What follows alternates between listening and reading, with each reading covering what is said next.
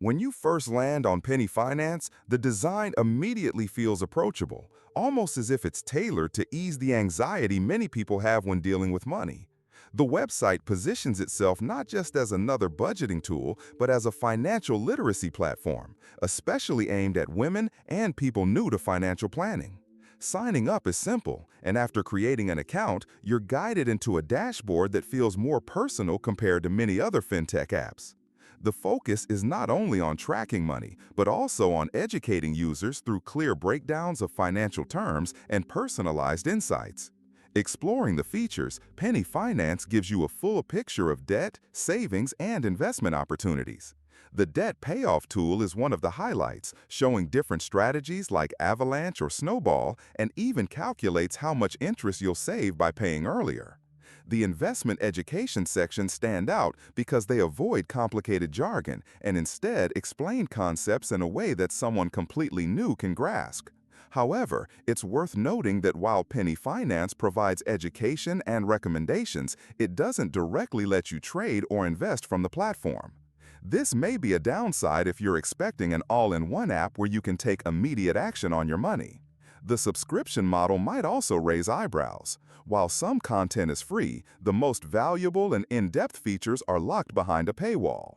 Pricing is comparable to other fintech coaching apps, but depending on your budget, it might feel steep. The company markets heavily to women, positioning itself as a financial BFF, which is refreshing but can feel a little gimmicky at times, especially if you prefer a more neutral or data-driven approach. As I tested the budgeting features, I noticed that while the projections are generally helpful, they rely heavily on user input. If you're not diligent about updating your accounts or being accurate, the recommendations may not always be realistic. That being said, the personalized coaching tips feel motivating, and the educational content is much stronger than what you'd find in most standard budgeting apps. I remember a night when my family urgently needed money and banks were closed. That's when I discovered Nemo Money. The transfer was instant, so go to the link in the description right now and start using the service today with a $50 bonus credited to your account, saving time and knowing your money arrives without hidden fees. Returning to Penny Finance, the long-term planning tools stand out. The retirement projection calculator is simple but effective, giving you an idea of how much you need to save without overwhelming charts. The credit health section is also valuable, offering practical tips to improve scores without making you feel judged. On the flip side, integration with external accounts can sometimes be clunky, and it doesn't support as many banks as competitors like Mint or Yanab. This can be frustrating if you want an automatic sync of your financial life. Security is always a question with fintech apps, and Penny Finance emphasizes its encryption and privacy policies. However, some users may still feel cautious since the platform asks for sensitive financial details. Unlike traditional banks, it doesn't have FDIC insurance since it's not holding your money, but instead focuses purely on coaching and education. In terms of user experience, I appreciated the tone Penny Finance uses.